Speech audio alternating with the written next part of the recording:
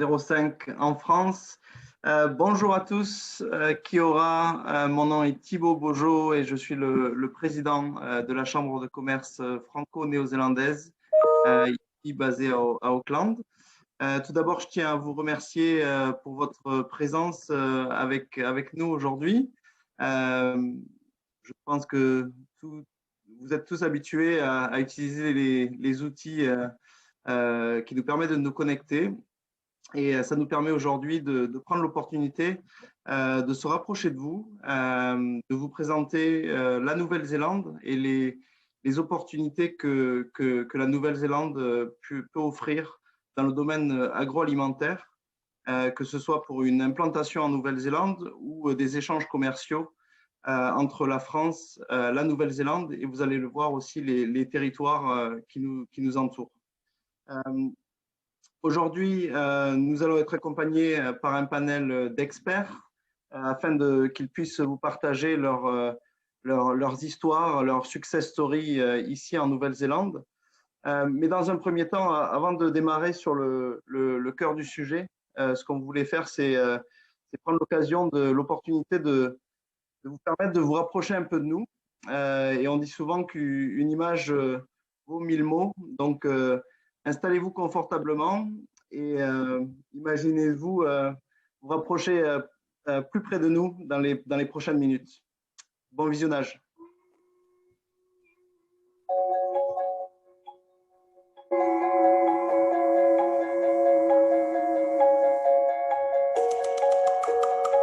Welcome to the country of open spaces.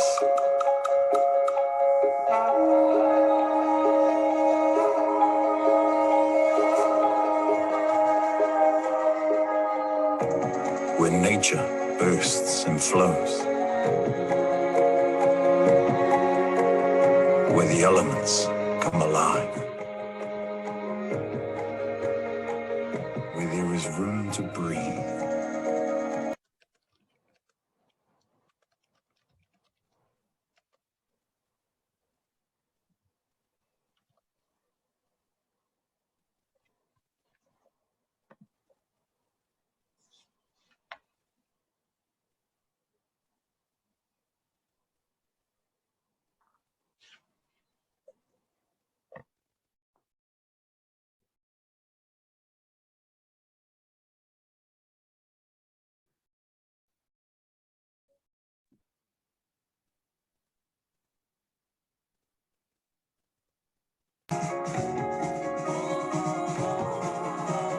But time spent together is never time wasted.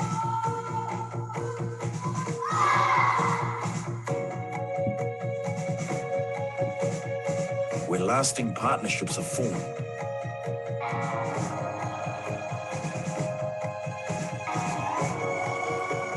Where strangers are treated as friends.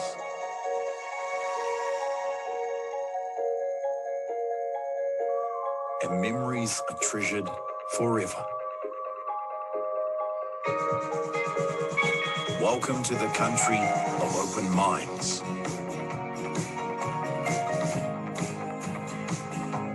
Where learning is embraced. And opinions valued.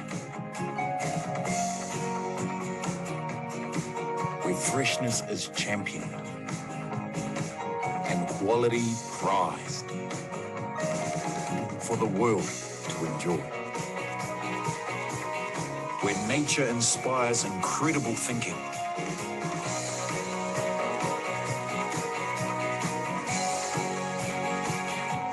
Where ingenuity drives innovation.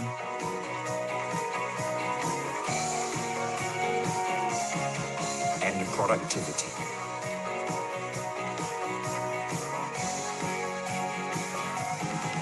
Where big ideas are born every day. And new technologies are perfected. Where the impossible becomes real.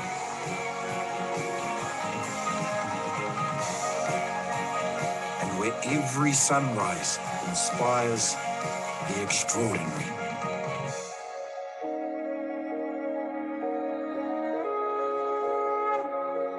Welcome to the country of open spaces, open hearts, and open minds. Together, we can do amazing things.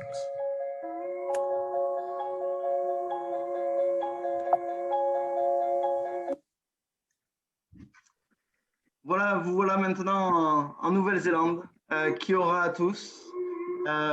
Aujourd'hui, donc, nous avons préparé un agenda pour vous. Nous souhaitons vraiment que cette rencontre soit pas la dernière. C'est l'opportunité pour nous de vous introduire à la Nouvelle-Zélande et au marché de l'agroalimentaire. Et n'hésitez pas durant toute la présentation à poser vos questions dans la partie chat. Nous aurons aussi à la fin de la séance un espace questions-réponses pour une dizaine de minutes. Avant de vous introduire à notre premier intervenant pour ce soir, ou pour ce matin pour vous, Antoine Chéry. Donc sachez nous avons deux experts aussi, en plus des panélistes qui nous accompagnent. Mélanie Fiest, qui est une Kiwi, qui est basée en France et qui est directrice d'une entreprise qui s'appelle Maximize Growth et qui nous a aidé à réaliser cette présentation et cette première présentation pour vous. Mélanie est notre leader pour le comité France et Europe au sein de la Chambre de commerce. Nous avons aussi Estelle Carmichael, qui représente aujourd'hui New Zealand Trade and Enterprise, qui est française, basée à Auckland. Et certains d'entre vous seront familiers avec Ariane Gonzalez, qui est au bureau de Paris. Donc, dans un premier temps, en termes d'introduction, j'ai le plaisir de vous présenter Antoine Chéry, qui est le responsable des services économiques français, basé en Australie, mais responsable pour l'Australie, la zone Australie, Nouvelle-Zélande et l'Océanie, afin de nous donner sa vision, on appelle ça un cadrage économique, sur sa vision à lui et du gouvernement français de la Nouvelle-Zélande des yeux du gouvernement français. Antoine, bienvenue et je te laisse la parole. Merci Thibaut. Bonjour à toutes et à tous. Kia ora. Merci d'abord à la Chambre de commerce franco-néo-zélandaise d'avoir organisé ce séminaire. On a la chance d'avoir à Auckland et maintenant à Wellington une Chambre de commerce franco-néo-zélandaise jeune mais extrêmement dynamique sous la direction de Thibaut, qui fait beaucoup avec pas beaucoup de moyens. Pour animer la relation et développer les échanges dans les deux pays avec beaucoup de succès. La Chambre a pris l'initiative d'organiser ce séminaire sur le marché agroalimentaire parce qu'elle est convaincue et je partage sa conviction qu'il s'agit d'un marché à très fort potentiel pour nous. C'est pas évident comme sujet au départ. On peut se dire, après tout, la Nouvelle-Zélande, c'est loin, c'est vrai, c'est un petit pays, c'est vrai, on la connaît mal, c'est vrai. Et puis, cerise sur le gâteau, on peut pas venir tout de suite. Bon, c'est vrai aussi. Pour autant, et c'est ce qu'on va essayer, je pense tous, de vous démontrer aujourd'hui, c'est un marché qui a un potentiel important, bien plus élevé que sa taille, qui est rentable, qui est une prospection qui est gérable par une société française, qui bien sûr a déjà une expérience d'exportation, qui vous ouvre d'autres portes sur la région, et surtout une démarche que vous pouvez entamer dès maintenant, alors même que effectivement les frontières sont fermées. Moi, pour ma part, et avant de laisser surtout la parole donc aux personnes du panel qui sont beaucoup plus expertes que moi sur le marché lui-même, je vais juste vous donner quatre petites idées. La première, c'est que la Nouvelle-Zélande se sort très bien de la crise actuelle. Je ne sais pas s'il y a des gagnants et des perdants dans cette crise du Covid, mais s'il y a des gagnants, clairement, la Nouvelle-Zélande en fait partie. Aujourd'hui, au plan sanitaire, la Nouvelle-Zélande, c'est 2600 cas. C'est pas 2600 cas par jour, c'est pas 2600 cas maintenant. C'est 2600 cas au total depuis le début de la pandémie et seulement 26 morts. C'est un des meilleurs bilans du monde. C'est certes dû à la géographie, mais c'est dû quand même à une politique sanitaire très bien menée et à une très grande discipline de la population. Économiquement aussi, la Nouvelle-Zélande s'en sort bien. Bien sûr, les mesures de confinement ont fait du mal au début de l'année dernière, comme partout ailleurs. Mais la Nouvelle-Zélande a pu reprendre son activité très très vite. Et finalement, l'activité en Nouvelle-Zélande n'a pas beaucoup baissé l'année dernière, peut-être de 2 ou à 3%. Les chiffres ne sont pas encore très clairs. Et aujourd'hui, il y avait le budget néo-zélandais qui est sorti, qui a été révélé aujourd'hui. On voit bien que le niveau d'activité est quasiment aujourd'hui revenu au niveau d'avant-crise. Donc la Nouvelle-Zélande est un des pays qui, avec la Corée, Taïwan, l'Australie, se sort le plus vite de la crise, avec un plan de relance qui marche bien, et une population qui a confiance. Donc, de ce point de vue-là, c'est un bon moment de s'intéresser à la Nouvelle-Zélande. Alors ensuite, on peut se dire, ah oui, mais enfin, les frontières sont fermées. C'est vrai, mais les affaires continuent. Elles continuent sur place très bien. Hein. Nous avons des succès, et Thibault pourra en parler bien mieux que moi, importants sur les marchés d'infrastructure à Auckland. Et puis, si je regarde le commerce, qui vous intéresse peut-être plus directement, le commerce courant, si je regarde simplement ce qui se passe sur les premiers mois de cette année par rapport au premier mois 2020, c'est-à-dire la période juste avant le début de la crise. Donc, je compare ce qui est comparable finalement. Eh bien, les exportations françaises sont 15% supérieures à ce qu'ils étaient au tout début de l'année 2020 en Nouvelle-Zélande. C'est bien la preuve qu'on est sur un marché dynamique qui consomme et qui est intéressé par les produits français. Parce que quand je regarde le détail, c'est à peu près tous les postes de nos exportations qui sont dynamiques. Le troisième point, et peut-être au-delà du court terme, c'est que moi j'ai la conviction que nous avons des vrais débouchés à moyen terme en Nouvelle-Zélande. D'abord, de manière un peu qualitative, mais là encore, je pense que d'autres en parleront mieux que moi, l'offre française est très bien positionnée sur la Nouvelle-Zélande d'un point de vue qualitatif. Vous pouvez avoir une image un peu datée de la Nouvelle-Zélande, un pays, ce qu'elle a pu être il y a 20-30 ans. La première fois quand j'ai mis les pieds en Nouvelle-Zélande, c'était il y a 30 ans, enfin, dans une autre vie. Un pays un peu austère, un peu, bon, qui ressemble un petit peu un peu à l'Écosse, si on devait faire des parallèles, et qui avait des goûts alimentaires un peu spartiates.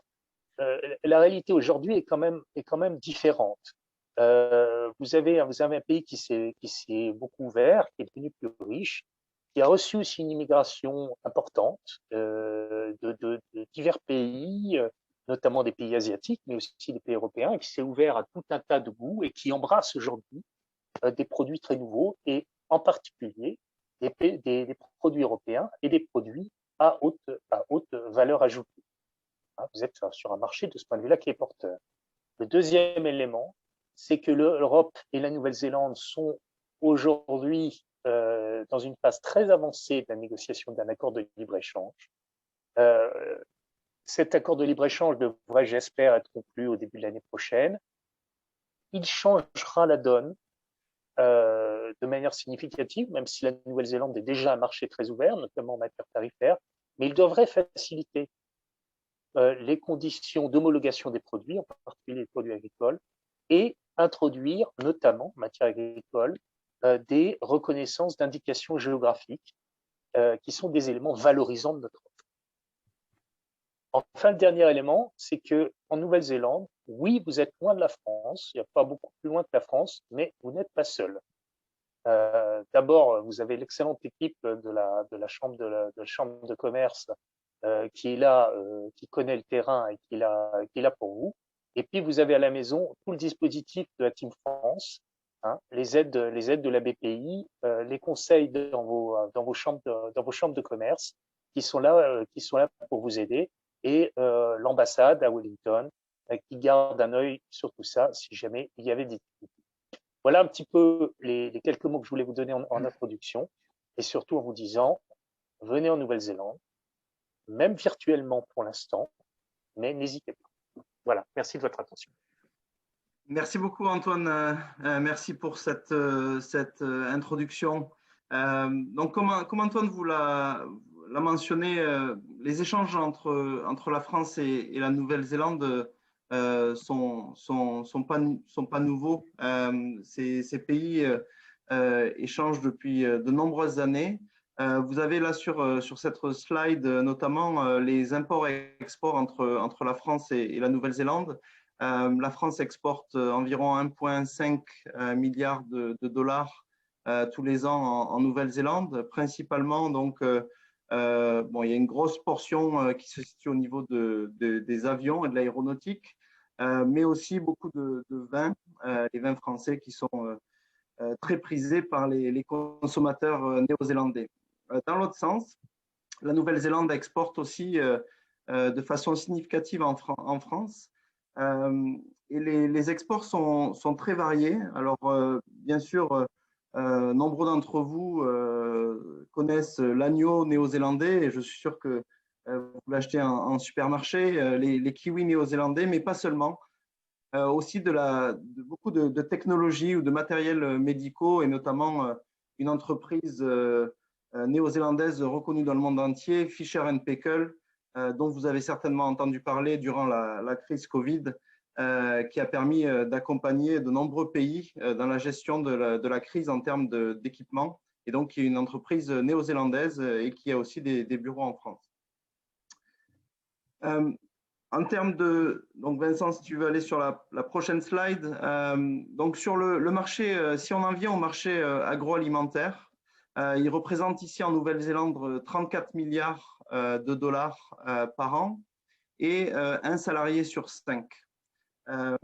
Donc vous avez ici des exemples par secteur des revenus de l'agroalimentaire. Évidemment, les produits laitiers, la viande, les produits de la mer et donc les fruits et légumes qui sont exportés sur tous les marchés internationaux. En termes d'exportation, justement, une exportation, la Nouvelle-Zélande s'appuie beaucoup sur l'export, un marché national relativement concentré, avec petit, on pourrait qualifier de petit par rapport à certains pays, notamment en Europe, un marché de 5 millions de consommateurs. Mais vous pouvez voir que la Nouvelle-Zélande exporte énormément sur l'Asie, la Chine dans un premier temps, avec donc 6 millions de dollars US par an, mais aussi sur les autres territoires, et on va en parler un peu plus loin, mais une porte d'entrée à l'Australie, le marché européen et évidemment de l'export vers l'Europe.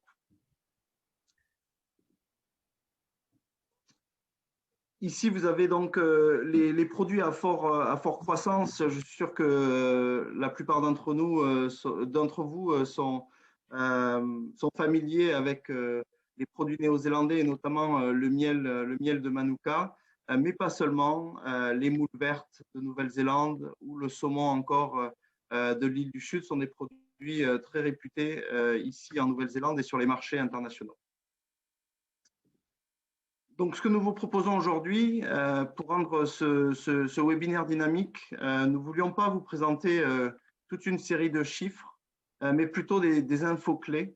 Donc, 10 infos clés sur le marché néo-zélandais à retenir, qui, nous espérons, vont vous inspirer, vont vous permettre d'avoir une meilleure compréhension du marché néo-zélandais et des opportunités qu'il peut vous offrir. Et que ça permettra d'engager la discussion et la réflexion avec vous pour vous accompagner sur vos projets divers d'échange business entre la France et la Nouvelle-Zélande. Donc, dans un premier temps, la Nouvelle-Zélande, c'est, comme on l'a dit, un succès important à travers le monde et en France notamment. La Nouvelle-Zélande exporte dans 120 pays et principalement donc produits laitiers. La Nouvelle-Zélande est un des premiers exportateurs de produits laitiers dans le monde et aussi des produits de la mer qui sont peut-être un peu moins connus pour nous en Europe, mais qui représentent une grosse partie de l'export ici, notamment sur les marchés asiatiques ou dans le Pacifique. Le deuxième point à retenir, c'est que la Nouvelle-Zélande partage beaucoup de points communs avec l'Europe, et notamment en termes de sûreté alimentaire, de normes nutritionnelles et tous les programmes de sécurité alimentaire. En termes de traçabilité des produits, de la réglementation sur la sécurité fondée sur des bases de recherche, la Nouvelle-Zélande a les mêmes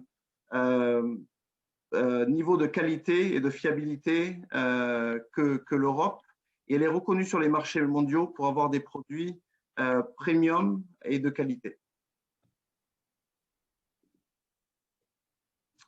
La Nouvelle-Zélande, c'est aussi des ingrédients propres à la Nouvelle-Zélande. Et on en a cité quelques-uns. Le kiwi, évidemment, je ne sais pas si vous êtes au courant, mais le kiwi jaune ou le kiwi plus sucré que vous avez en supermarché a été créé ici il y a 25 ans.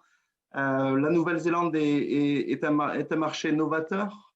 Évidemment, les bières artisanales comme vous en avez en Europe, mais aussi on voit aujourd'hui l'arrivée de boissons sans alcool notamment, ou des boissons certifiées neutres en carbone en termes de fabrication.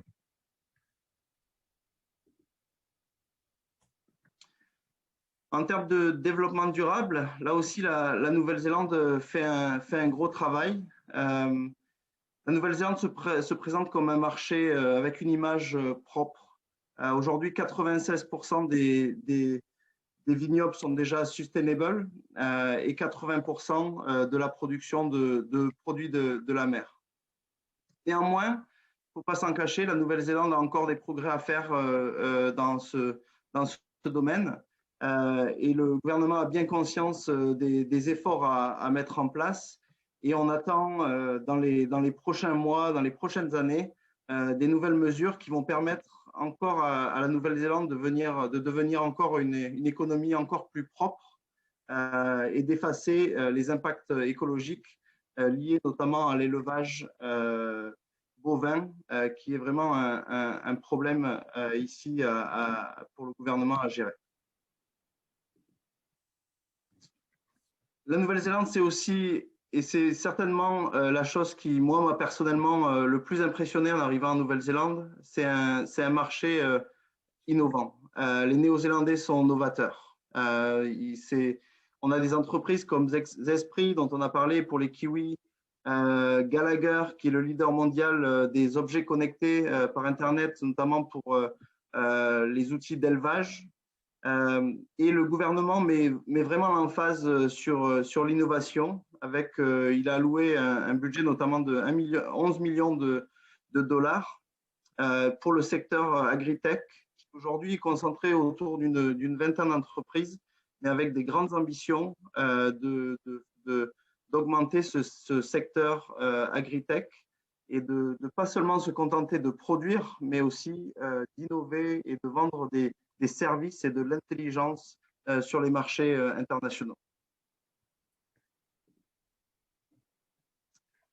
On l'a dit tout à l'heure, la Nouvelle-Zélande, c'est aussi un territoire. Alors, quand on regarde sur la carte, c'est vrai que c'est un territoire isolé, et puis la carte n'est pas à notre avantage.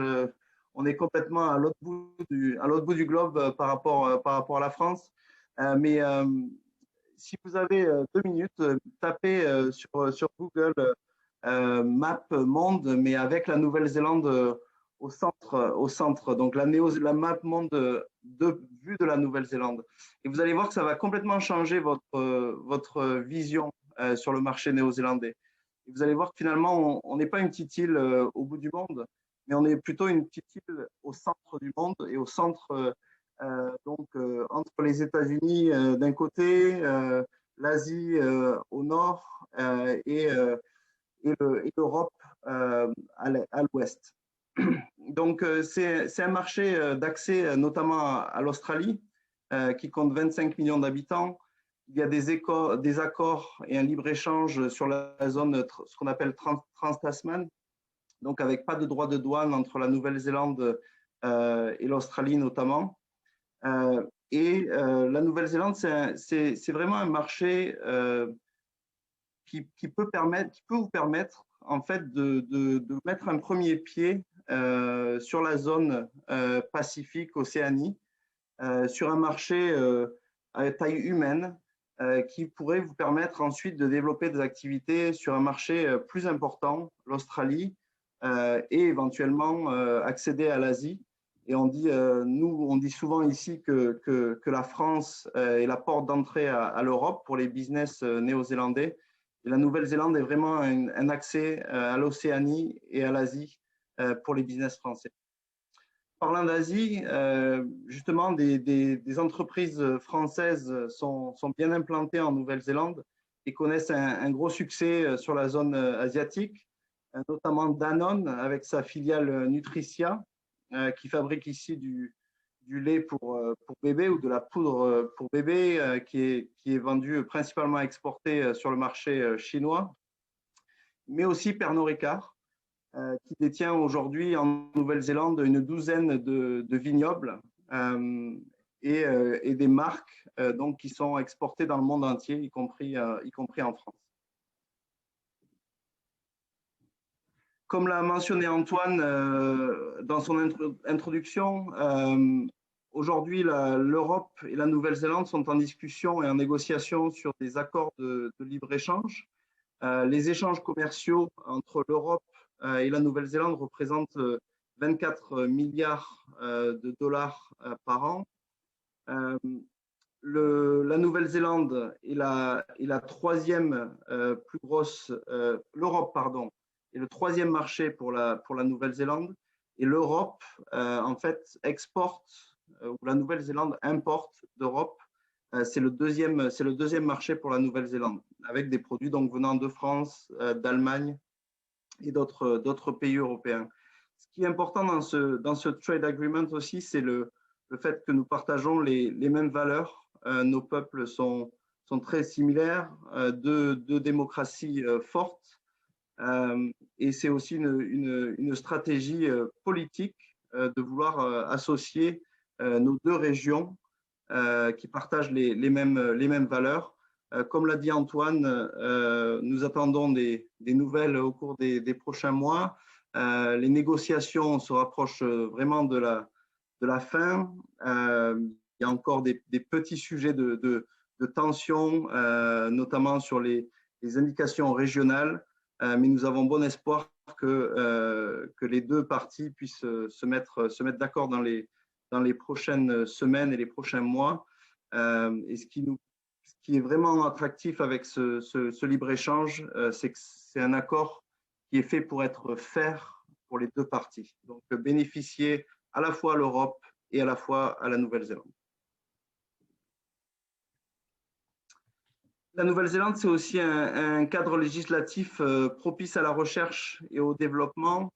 On l'a dit, un pays très innovant, avec beaucoup de talents, et notamment le gouvernement met en place des funding, des fonds, afin de permettre aux entreprises d'investir sur la R&D et ensuite de pouvoir exporter leur savoir-faire sur les marchés internationaux.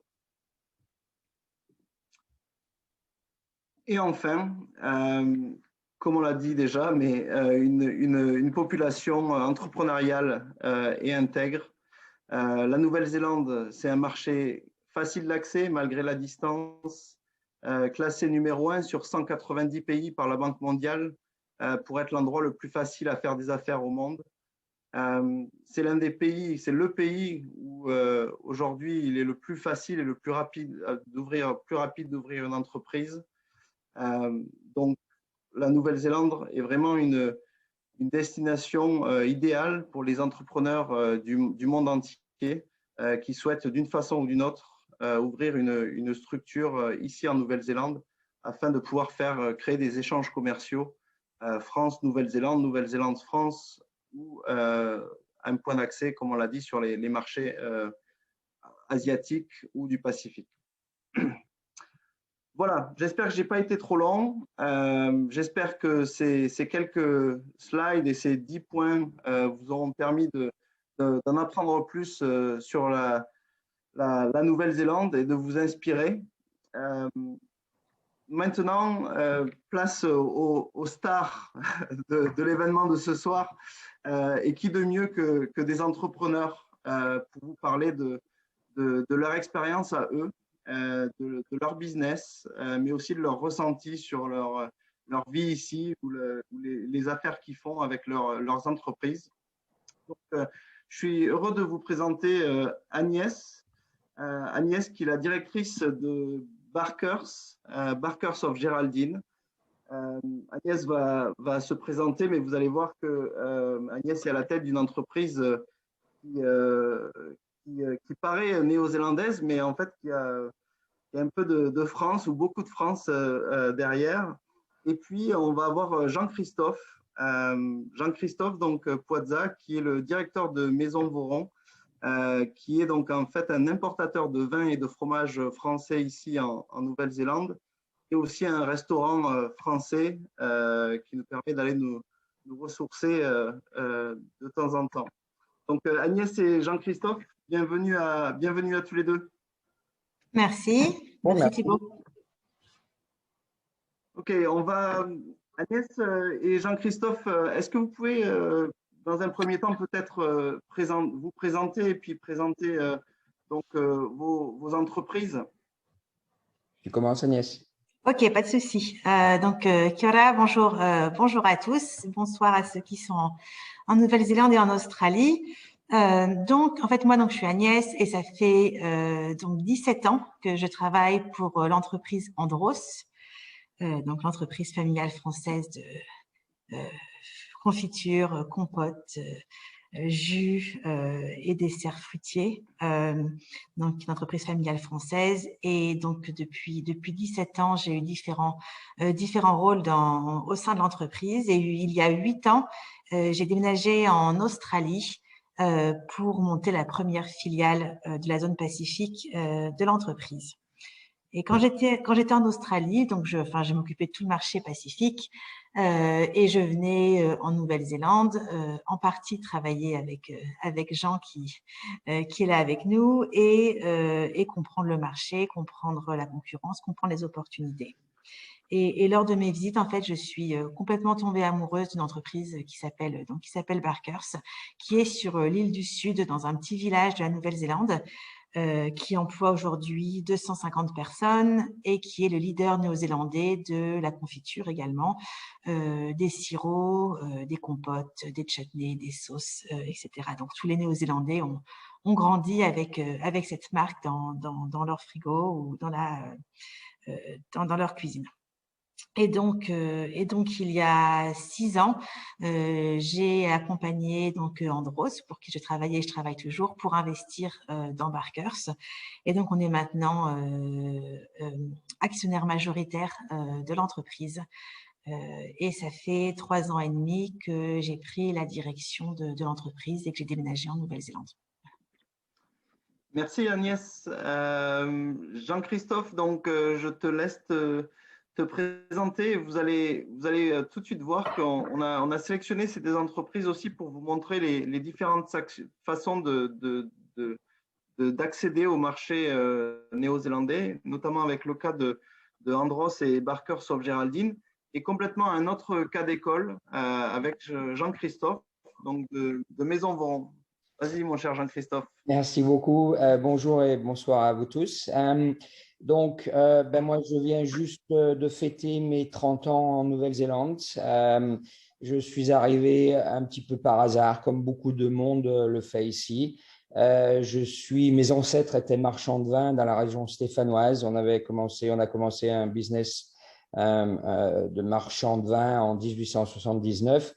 Et en 91, après des expériences un petit peu dans le monde entier, dans le monde du vin, je suis arrivé en Nouvelle-Zélande tout d'abord pour visiter le monde viticole de ce pays. Comme beaucoup d'entre nous qui sont restés ici, on est tombé d'une part on est tombé amoureux du pays.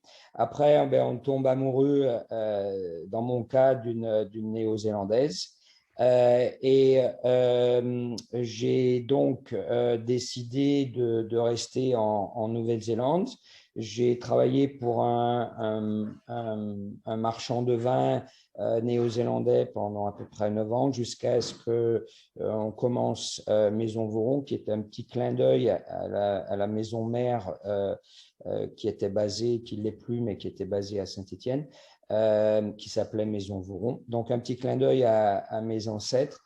Et on a commencé ça en 99, donc 21 ans ou près 22 ans en fait. Et donc, nous sommes importateurs et distributeurs de vin. Quelques années plus tard, on a trouvé une petite niche dans l'importation de fromages français. Tout ceci a commencé dans les années 2003 et de là, avec le fromage français, on s'est fait un petit peu plus de produits épicerie, dont notre première connexion avec Agnès et Andros. Et puis, un peu plus récemment, on a commencé une petite société qui s'appelle Atelier du fromage, qui est un petit côté restauration qui est sur place avec nous dans nos entrepôts. Et on est basé à Auckland, on distribue sur les réseaux traditionnels de distribution et sur toute la Nouvelle-Zélande, donc nationalement. Et on est à peu près aujourd'hui, on doit être à peu près 52 employés. Voilà. Merci Jean-Christophe. Donc, j'ai quelques petites questions pour vous. Agnès, est-ce que tu pourrais nous expliquer un peu plus donc pourquoi Barkers, pourquoi avoir trouvé cette marque néo-zélandaise et pour une entreprise comme Andros avoir choisi donc d'investir, de rentrer sur le marché néo-zélandais via un investissement et le rachat de cette entreprise. Ok, donc d'abord, pourquoi Barkers? Parce qu'un coup de cœur avec une entreprise avec qui on a partagé des valeurs, des savoir-faire, mais déjà pourquoi la Nouvelle-Zélande et pourquoi on a eu cet intérêt d'investir et de s'installer en Nouvelle-Zélande, c'est que c'est un marché qui est extrêmement intéressant parce que c'est un marché qui est petit et agile, c'est-à-dire que c'est un marché où on peut lancer des innovations, on peut tester des produits, on peut tester des concepts, on peut développer des idées, on peut élargir des catégories, on peut rentrer dans de nouvelles catégories. Et c'est un marché qui est extrêmement réactif, extrêmement accueillant et qui donne beaucoup de feedback sur les innovations. Donc, on s'est dit que c'était un marché exceptionnel pour tester des produits, des concepts et pour travailler avec une entreprise qui avait cette capacité d'innovation et de nouvelles recettes et de nouvelles épices et de nouveaux condiments et de nouveaux fruits, de nouveaux légumes, etc. Donc, un super laboratoire pour l'entreprise. Et ce qui était aussi vraiment intéressant pour nous, c'est de se dire que, par rapport à la France, c'est complètement au bout du monde. Et donc, on a ce droit à l'erreur de dire que, voilà, en France, on peut pas se permettre de faire ce qu'on veut avec nos marques, avec le marché, etc. Et les enjeux sont vraiment importants. En Nouvelle-Zélande, on peut vraiment se faire plaisir, essayer, échouer, réessayer. Et la culture de l'échec, la culture de l'innovation est tellement bonne ici que c'est un marché qui nous permettait de prendre des risques et d'innover. Donc extrêmement intéressant et passionnant pour une entreprise agroalimentaire.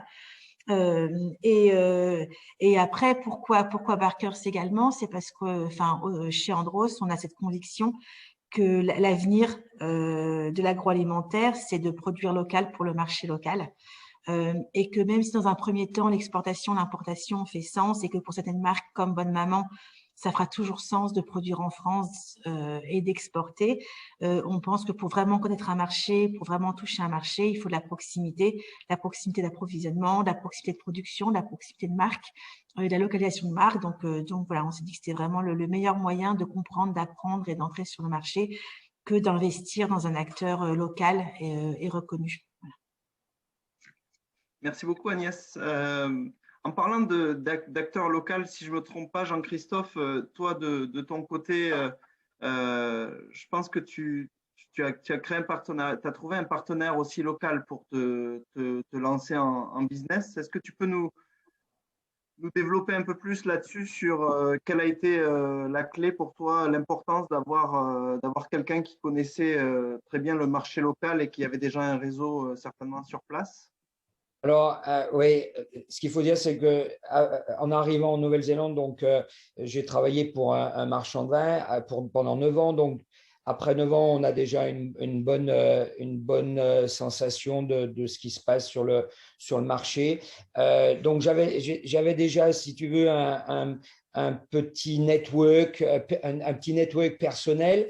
Mais par contre, avec seulement 9 ans d'expérience en Nouvelle-Zélande, de commencer un business, malgré que ça soit très facile ici, il a fallu que je m'entoure de personnes locaux qui ont une spécialité bien particulière. Donc, je me suis associé avec 2 personnes néo-zélandaises. Un qui était beaucoup plus sur finance et tout ce qui est le côté, suppose le côté,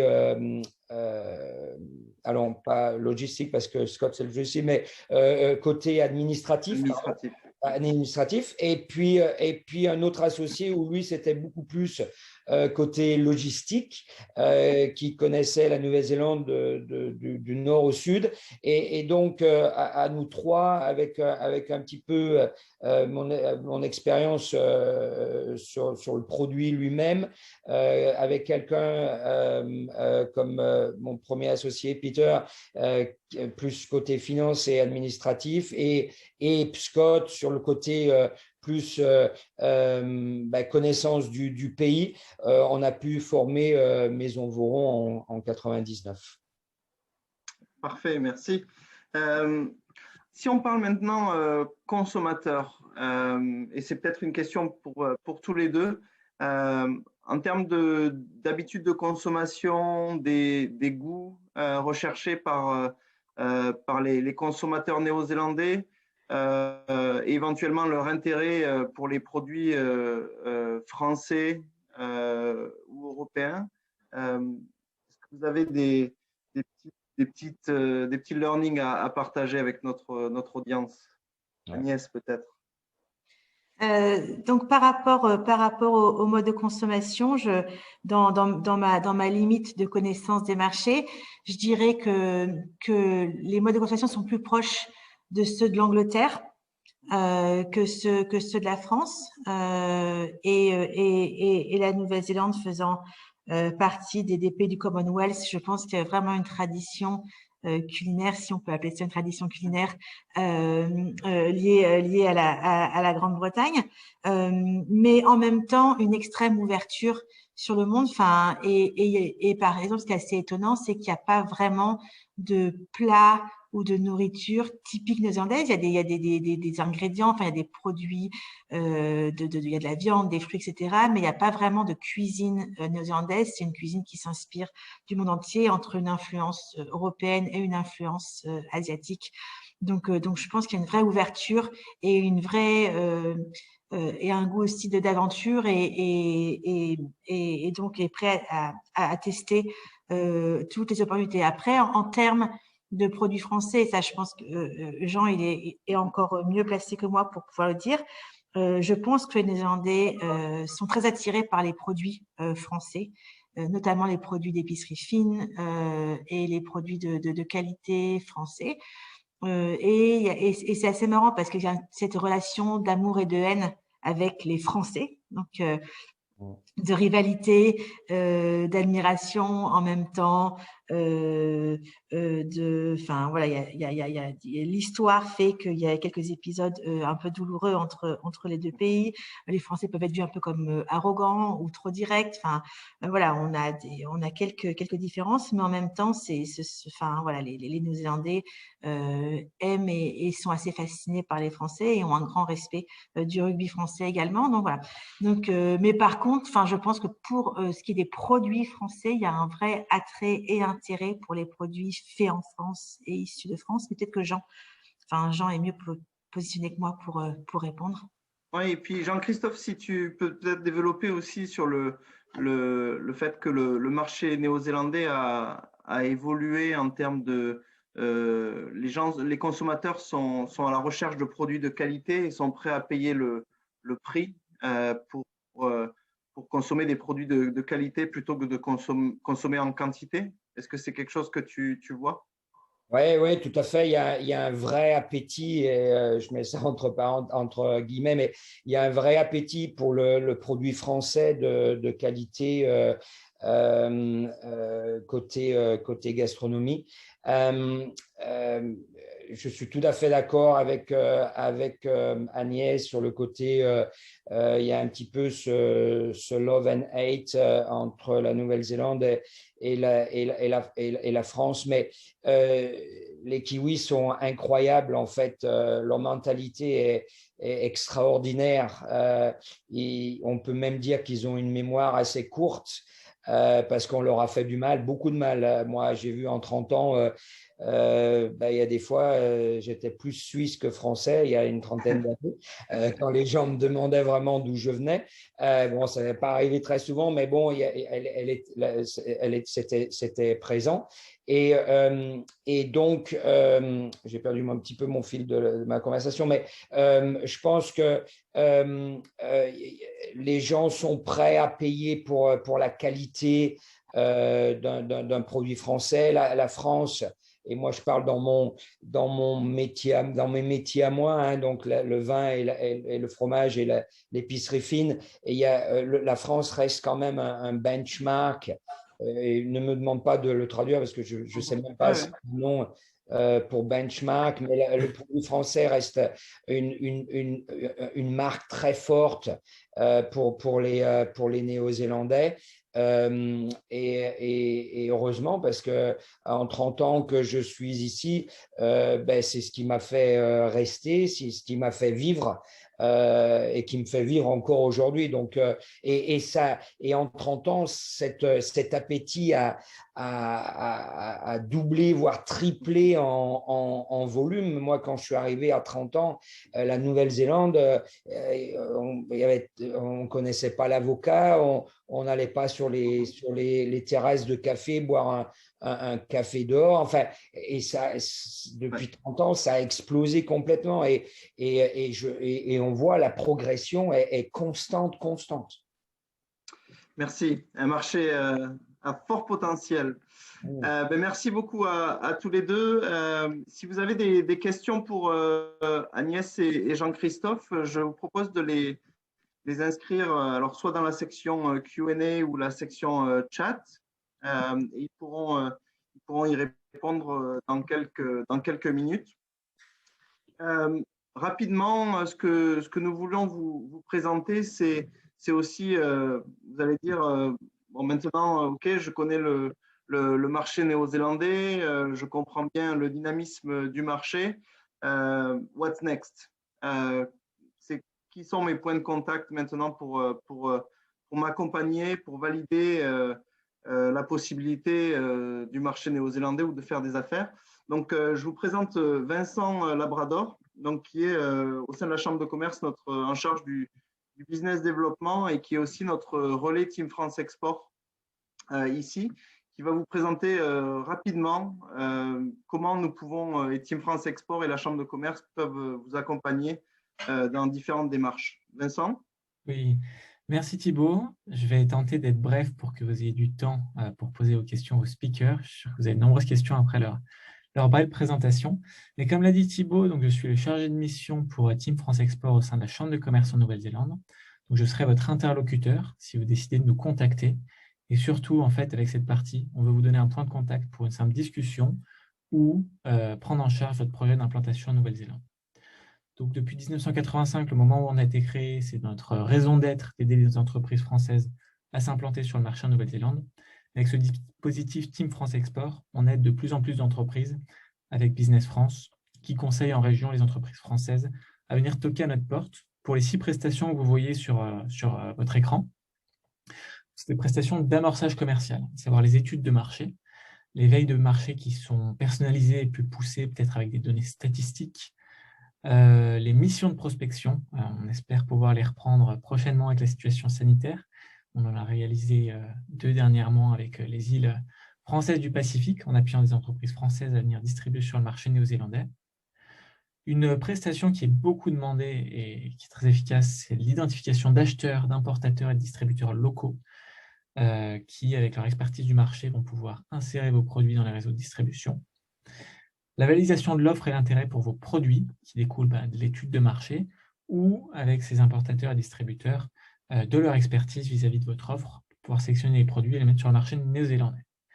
Ce que vous voyez par prestation sur mesure, je vais vous donner un exemple, c'est tout ce qu'on peut faire en dehors de ce cadre d'amorçage, qui peut être par exemple quelqu'un qui cherche un espace de stockage pour stocker ses produits avant de les vendre au consommateur final. On peut également vous aider sur ce genre de prestations sur mesure. Dernière chose de ce slide, c'est le diagramme en 5 points pour vous dire qu'on a une méthodologie de travail avec vous, claire du début à la fin de la gestion du dossier. Bien évidemment, je définis avec vous votre projet d'implantation, vos objectifs, ceci sur une visioconférence. On essaye de rester sur des créneaux horaires qui nous permettent de faire pas trop tôt, pas trop tard pour les uns les autres. Ensuite, si la chambre de commerce peut vous appuyer en interne ou avec ses experts et ses acteurs, on établit un cahier des charges, un devis et une timeline. Et ensuite vient la réalisation du dossier avec un suivi hebdomadaire. Bien évidemment, on vous livre un dossier et une recommandation, très souvent sur un appel. Et le 5e point qui est intéressant, qui vient aussi de la nature de notre chambre de commerce, c'est tout le suivi et le développement de votre activité sur place. J'y arrive avec le slide d'après, mais on encadre un réseau de 140 entreprises françaises et néo-zélandaises. Et par suivi et développement, c'est-à-dire qu'au-delà du cahier des charges et l'amorçage de vos activités, on va pouvoir vous accompagner sur leur développement et vous mettre en lien avec tous ces acteurs qui gravitent autour de Nomad Membership, avec qui vous allez pouvoir collaborer, avec qui vous allez pouvoir vendre vos produits ou répondre à des questions sur votre implantation. Donc, comme je vous l'ai dit, je ne vais pas vous prendre plus de temps sur les questions que vous voulez poser, mais vous voyez les différents services de développement qu'on peut proposer dans vos démarches en Nouvelle-Zélande sur la gauche. Vous aurez ces slides dans tous les cas pour pouvoir avoir plus de temps dessus. La dernière chose qui est importante dans l'accompagnement de votre implantation en Nouvelle-Zélande et à l'étranger, c'est un dispositif du gouvernement que vous devez connaître pour la plupart, c'est le chèque relance export. Et la bonne nouvelle, évidemment, c'est que la Chambre de commerce est un opérateur agréé. Ce que ça signifie, c'est sur certaines dépenses éligibles, comme les études de marché, le chèque relance export va vous permettre de prendre en charge 50% dans la limite d'un plafond avec un minimum de 500 € de ces dépenses qu'on budgéterait ensemble sur le cahier des charges. Et vous êtes encadré à la fois par la Chambre de commerce, Business France, si vous passez par Business France, et le site est très clair là-dessus. Donc voilà le message que je tenais à vous véhiculer aujourd'hui. N'hésitez pas à prendre contact avec moi. Thibaut conclura sur d'autres contacts que vous pouvez solliciter parce qu'il y a d'autres acteurs en Nouvelle-Zélande. Et donc, je pense qu'on peut maintenant s'orienter vers vos questions et réponses à nos speakers, Thibaut, Antoine, mais aussi nos experts. Nous avons quelques minutes pour des questions supplémentaires. Frédéric, y a-t-il des pièges et des points d'attention particuliers pour développer les affaires en Nouvelle-Zélande? Alors, depuis la France, comme on l'a dit, un pays un peu lointain, la différence de créneaux horaires. Cependant, qui a aussi ses avantages, puisque en fait, on est vraiment sur 2 créneaux horaires opposés, ce qui permet en fait, si on a des équipes en France et en Nouvelle-Zélande, en fait, les équipes couvrent un réseau de quasiment 24 heures. Donc, certains travaillent le jour quand les autres se reposent et inversement. Une des différences principales, je pense, et n'hésitez pas Agnès et Jean-Christophe, si vous voulez rapidement compléter, je pense que c'est la vitesse d'exécution en Nouvelle-Zélande. On l'a dit, pays où il est facile d'entreprendre, les démarches administratives sont vraiment simples et étant un petit pays par la taille, le réseau est très important et les gens sont très abordables.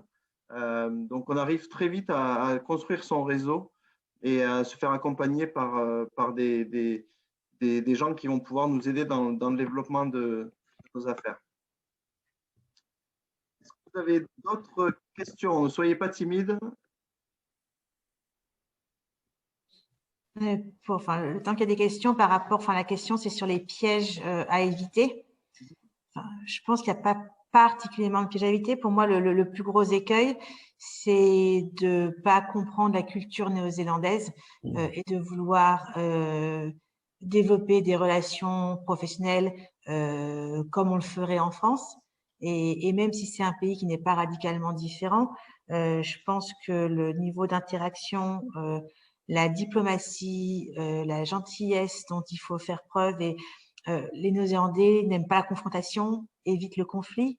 En général, on ne fait pas ou on ne dit pas les choses aussi directement qu'on peut le faire en France. C'est un pays qui aime célébrer les petits succès, qui est extrêmement positif, extrêmement positif dans les relations. Donc, une approche un peu pessimiste, froide ou directe peut bloquer des relations et des opportunités. Donc, pour moi, c'est plus un point de vue, le piège est plus culturel qu'économique ou business.